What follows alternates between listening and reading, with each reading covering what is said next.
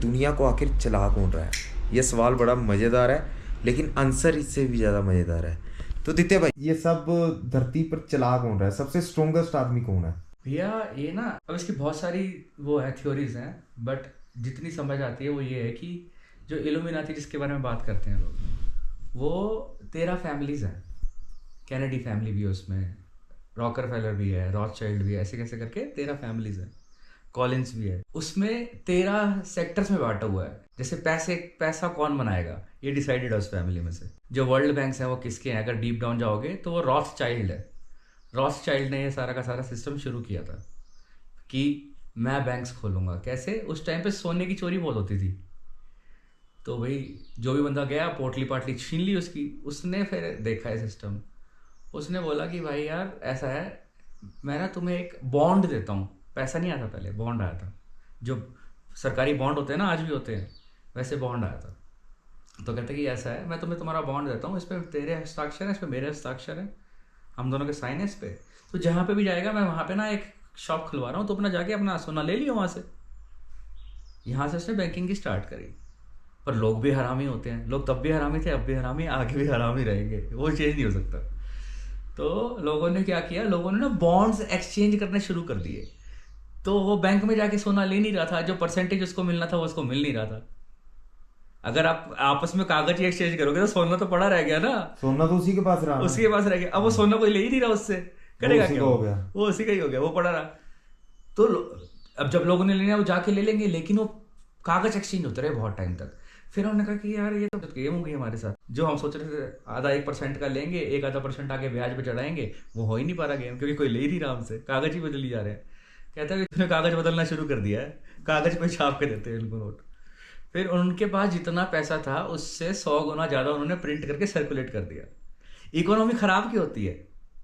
क्योंकि जितना एक्चुअल पैसा होना चाहिए उससे 1000 गुना नकली छप जाता है। छाप कौन रहा है? अगर 2 नंबर का पैसा भी मार्केट में है, सोचने वाली बात, तो 2 नंबर का छपा होगा तभी तो मार्केट में है। अगर आप अपना नंबर नहीं बढ़ा सकते।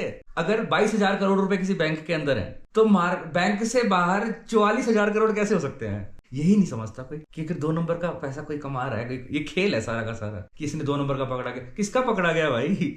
मतलब वर्ल्ड बैंक को भी यही लोग पैसे देते हैं। तो अमेरिका के कॉन्स्टिट्यूशन में ना, संविधान में फेडरल बैंक के बारे में लिखा हुआ है। फेडरल बैंक भी अमेरिका का नहीं है, फेडरल बैंक भी रॉथचाइल्ड्स का। तो जिससे देश लोन लेते हैं ना, वो है रॉथचाइल्ड।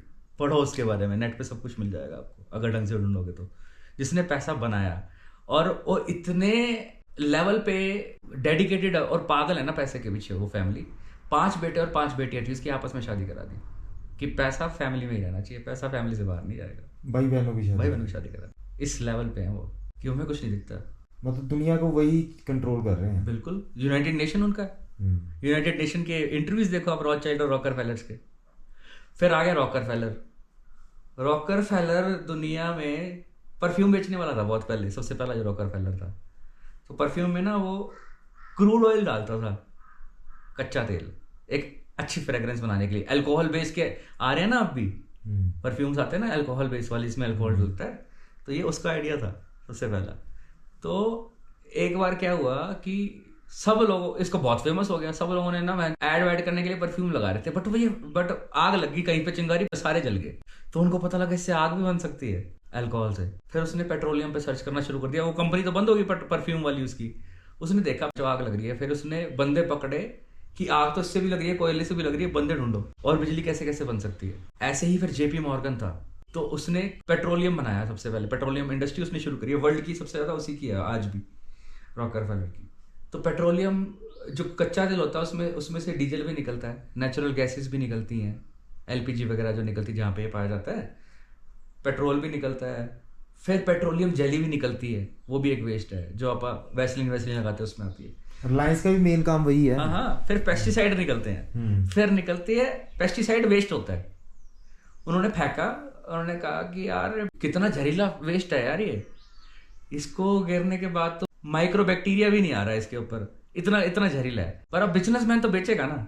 उसने पेस्टिसाइड ये क्या क्या बेच दिया लोगों को, इससे तुम्हारी खाद पे कीड़े नहीं आएंगे। तुम्हें जहर बेच दिया कि तुम्हारी खाद पे कीड़े नहीं आएंगे, इसको मारो इसके ऊपर, अपना कूड़ा बेचने के लिए। और हम उसको हेल्दी मान रहे हैं। सुंदर दिख रहा है, हम्म। कीड़ा नहीं लग रहा, पर उसके ऊपर तो जहर है सारा का सारा। जहर लग गया तो कहीं ना कहीं पे तो कंज्यूम होगा। तो यही हो रहा है, जहर खा रहे हैं सारे के सारे। दिमाग क्यों नहीं चल रहा लोगों का? हम सोचना ही बंद हो गए। हाँ, सोचना ही खाने के पीछे में है। रोटी रोटी कमाने के लिए घरे लोग। सच्ची बात तो ये है। जबकि आपस में प्यार से रह के सारा कुछ हो सकता है। कोई स्ट्रेस वाली बात ही नहीं है। लाइफ में स्ट्रेस है ही नहीं कोई। आपने बना रखी है लाइफ स्ट्रेसफुल बेफालतू में। मतलब रूलर जो है मेन वो चला रहा है दुनिया। वो चला रहा है, वो चला रहा है इसलिए क्योंकि आप चलने दे रहे हो। उसने आपके दिमाग में डाल दिया सारा कुछ। अब power hides in the shadows, ताकत हमेशा छुप के रहती है। ये जो ये सरकारें वरकारें मोदी वोदी ये थोड़ी कुछ कर रहे हैं। आपको 3 महीने के लिए अपने ही घर में कैद कर दिया पूरी दुनिया को। इंडिया में हुआ था क्या कोविड? पूरे वर्ल्ड में हुआ ना। टेस्टिंग दी है कि किस लेवल तक कंट्रोल कर रखा है मैंने तुम्हें। आपको ये बता के कि एक बीमारी आ गई है, घर से निकलोगे तो तुम्हारी फट जाएगी। आपको अपने अपने घरों में कैद कर दिया। 3-3 महीने पूरी दुनिया को कैद कर दिया, जेल कर दी। आपको ये कह के कि इस बीमारी से तुम मर सकते हो पूरी दुनिया को। ये टीका नहीं, ये टीका लगाओगे तो शायद बच जाओगे। पक्के की तो बात ही नहीं करी उसने। गारंटी नहीं है कोई कि कोविड से कोई ठीक होता है। हार्ट अटैक होते हैं ये गारंटी है। वो कर दिया। अब जिस दिन उनको ये लगेगा कि बंदे ज्यादा हो रहे हैं, मरवा देंगे। ये वर्ल्ड वॉर क्या होते हैं? बीमारी से मरवा देंगे, गोलियों से मरवा देंगे क्योंकि इनके लिए खेल है। पॉपुलेशन मतलब बैलेंस रखनी है इनके हाथ में है सारा कुछ भैया। क्लाउड सीडिंग होती है, बारिश आजकल इंसान करा रहा है। दुबई में बाढ़ आ गई है यार। पूरे दुनिया का इकोसिस्टम खेल के दुनिया उल्टा काम नहीं करेगी फिर। Every action has an equal and opposite reaction. कुछ भी एक्शन होगा इसका रिएक्शन होगा। आप ये रेगिस्तानों के अंदर आप बारिशें करवा रहे हो तो बाढ़ भी आएंगी ना। नेचर के खिलाफ जब भी जाओगे। ऐसे ही जेपी मॉर्गन था।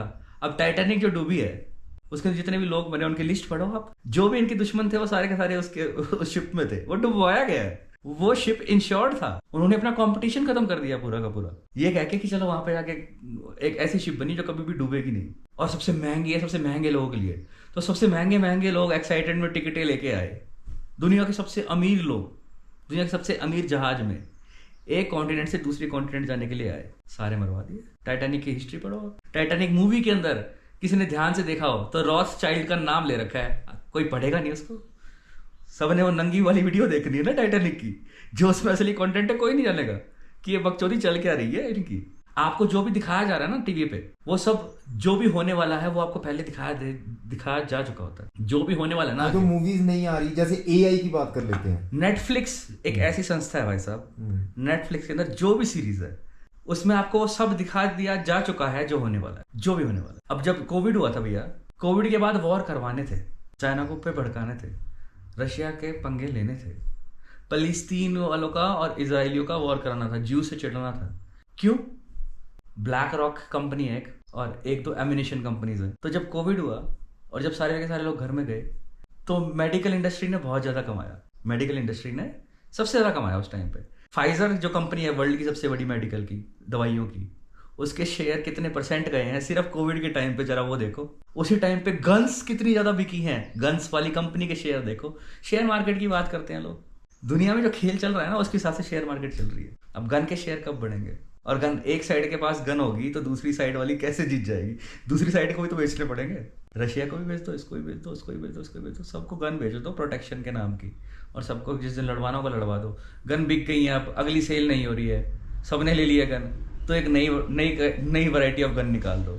मेरा जूते अपन ने ले लिए एक, तो इससे बेटर जूता आ गया, एक नया आईफोन आ गया, एक नया ये सारा सिस्टम सीक्वेंस बना रखे इंसान के दिमाग में कि इससे बेटर ऑप्शन अवेलेबल है, जो है वो बेस्ट है ये नहीं है।